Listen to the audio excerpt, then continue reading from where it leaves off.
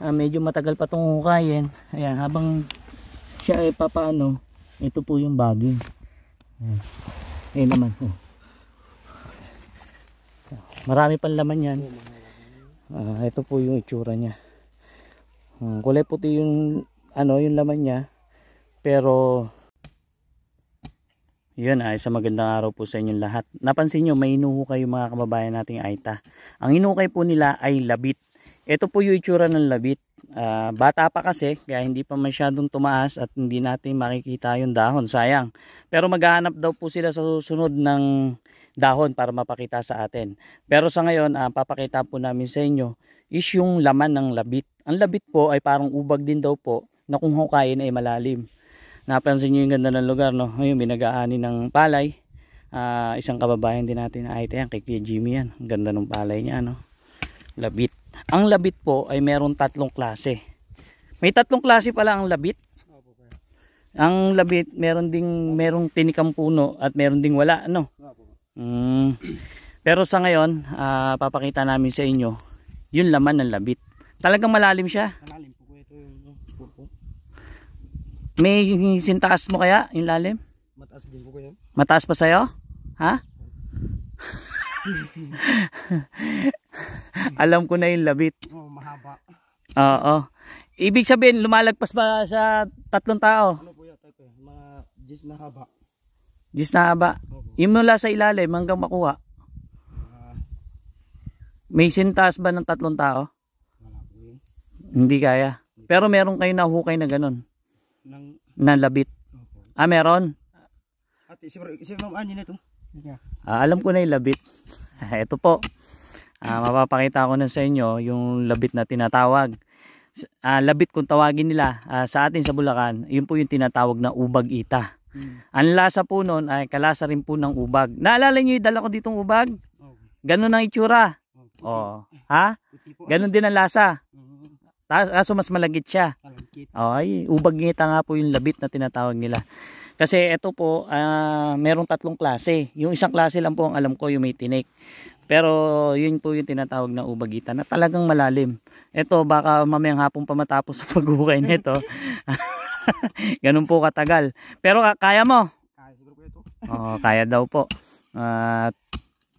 Paano kaya yan? Sige, antayin natin. Habang nag-ukay sila, pasilip ko muna sa inyo yung ganda ng lugar. Ngayon, ito po ay may tanim ng kamote. Ang kagandaan po, malambot po yung lupa. Kaso nga lang, ang labit, habang lumalambot ang lupa, mas lumalalim. Yun po siya. Pero mas maganda sana kung sa tibag, no? Yan. Tapos ang paghukay, ganyan. Gagawa mo ng mapahaba. Kasi para mas mapalalim mo yung hukay. Tanaw na ba yung laman? Hindi pa? Ugat pa lang? Ugat pa lang po yung natatanaw. Medyo matagal-tagal pa na hukayan to. Pero abangan ko nang makita natin yung... Ha? Yung pala po. Kailangan pa talaga ng pala. Talagang malalim ang hukayan nito at matatagalan tayo ngayon dito. Pero antayin ko po yan para makita ko lang at matikman ko. Yung tinatawag ng labit na ang pagkakaalam ko sa Bulacan ay tinatawag na ubag-ita. Pero nga pala, paalala, meron po 3 klase yan. Yung isang klase po ay may tinik po yung... Dalawa pong pangalan ito eh. Dalawang pangalan. Dalawa pangalan sa inyo? Gian. Gian. Maganda pala pangalan Yung isa po ay meron tinik. Yun po yung inuhukay sa Bulacan. Yun po ang kilala ng mga kababayan natin dumagat doon. Na ubag-ita. Grabe, ang lalim, no? Mga gaano karami nahuhukay nyo dyan sa isang puno ng labit? Isang sako. Ang dami nahuhukay. Ubag-ita nga po, kaya nga po nagtsatsaga yung mga kababayan natin dumagat sa paghukay ng ubag-ita. Saka yung pinsan ko po umuhukay din kasi marami po yung nahuhukay. Pero hindi naman po laging isang sako. Minsan kalahating sako lang, no? Ayan, antayin natin para makita nyo po yung tinatawag na labit at ubag-ita sa amin sa Bulacan. Daman kayo. Grabe, no? Ang pagkakaiba po niya sa ubag, siya po kasi, malalim na yung nahuhukay nyo, hindi pa lumalabas yung laman, no? Pero doon sa may ilalim yan, duktong-duktong yan, no? Opo, magkadikit po yun. Oo, sanga-sanga na nakausli-usli. Isipin mo, hindi pa lumalabas yung laman, no? Nasa ugat pa lang po tayo, ha. Ayun yung ugat, oh. Pwede mo bang pakita sa amin yung ugat? Yan, yan.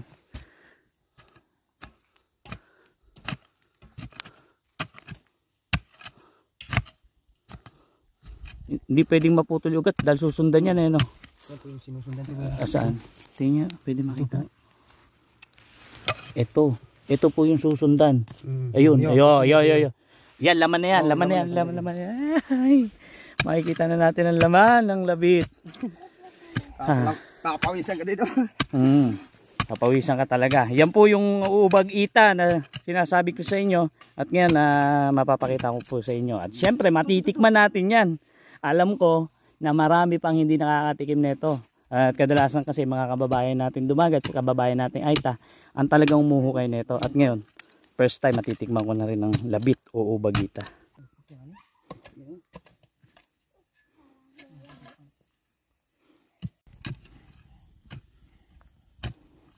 Naranasan nyo na humukay ng isang araw dyan? Naranasan namin po kuya. Isang araw inuhukay. Sipin nyo po. Hindi nakaganon. Minsan hanggang kinabukasan pa. No. Ay matira pa po doon sa ilalim. Diba? Sipin nyo po, sa bilis nila maghukay, inaabot sila ng mula umaga hanggang kinabukasan pa. Ganyan po katindi hukayin niyang labit. Grabe pala hirap ng paghukay bago mo matikman yung sarap ng labit, no? Sipin nyo po, inuhukay nila ng umaga, minsan hanggang kinabukasan pa bago nila makuha lahat ng laman. Ganun po kahirap hukayin ng labit. Kaya isipin nyo kung gaano kalalim yun. Mula umaga ka maghukay hanggang hapon. Tapos ganyan kalambot yung lupa. Siguradong malalim yung mahuhukay nila bago makuha yung laman. Ang kagandahan po niya, ang pagkakaiba niya sa ubag natin, sa Bulacan, dikit-dikit yung laman niya. Hindi katulad ng ubag na isang diretso lang. Ito, ang mahuhukay nila, ang laman nakapababang ganun, marami. Ganito yung itsura ng laman niya, no? Parang sa daliri ko, no? Mga nakapababa. Mga naglaman sa ilalim. Ganun ang style. Talaga medyo pahirapan lang talaga, no? Pero syempre aabangan ko po yan hanggang sa mahukay natin yung labit at syempre hanggang sa matikman natin. Tapos tignan nyo kaganda yung lugar, diba? Dito sila naghukay. Kailangan talaga nila magtiyaga kahit nung araw pa. Talagang ginagawa na nila yan para syempre sa kanilang pagkain. Madalas kasi ang pagkain ng mga kababayan natin na Aita, yung mga laman sa lupa, katulad ng mga kamote, gabi, yung mga ubing parang na tinatawag, yun po yung kadalasan nilang pagkain. Ito po kuya yung yung nanay niya. Ang liit lang, no? Opo. Tapos po yung anak na niya po yung ganito, ba't ganito itsura? Yun po yung nanay niya.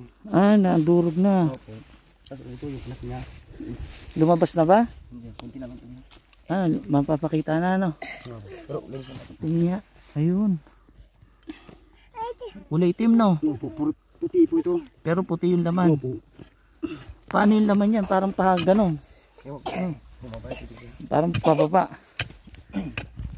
Ang gara na itsura ng mother ng ano pangalan? Ano tawag sa inyo? Yung neto? nanay po. Labit. Labit o Gian. O, di ba? Labit o Gian. Abangan natin hanggang sa mahukay nila yung labit o Gian.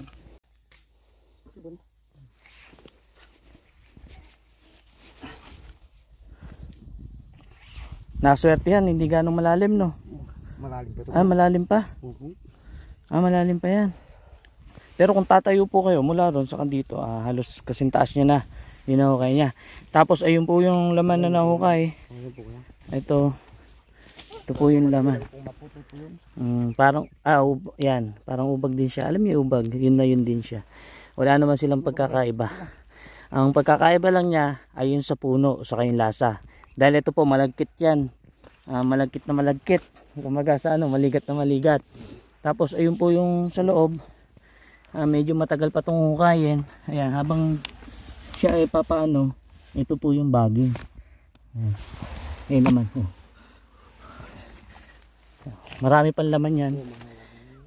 Ito po yung itsura niya. Kulay puti yung yung laman niya. Ano tawag nyo dito? Labit. Labit? Opo. Labit. Ito po yung labit. O, di ba? Ang gara na itsura ng labit. Isa din to sa madalas na pagkain nyo no? Opo. Ang labit. Ang gara no? Ang gara talaga. Ito po ay ang tinatawag na ubag-ita sa amin sa Bulacan. At kung tawagin naman sa kanilang lugar ay labit. Di ba? Ayun. At least napakita na natin yung lasa nito. Parang yung ubag din. Kaso nga lang mas malagkit po siya.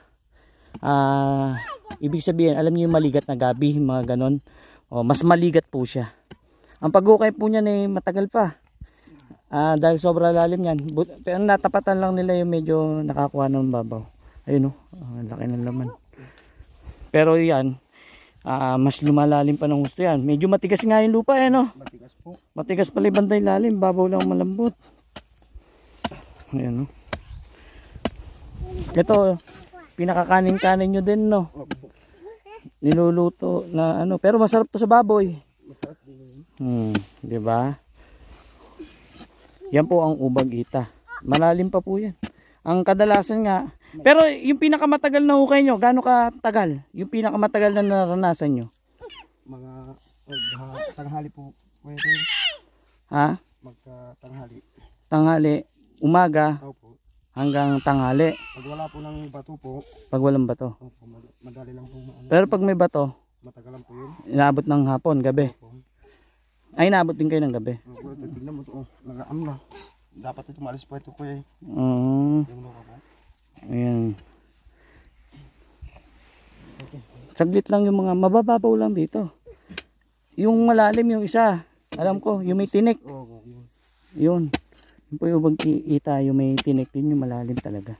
Talagang, hindi lang, sabi ko sa inyo, hindi lang 3 taas niya yung lalim. Ayun po, anong pangalan? Labit. Labit. Tapos sa kayo isang tawag? Ano yung isang tawag? Gian. Gian. Labit at Gian ang tawag nila. Ayun po mga katropa, napakita na natin ang labit at Gian. Ito po siya.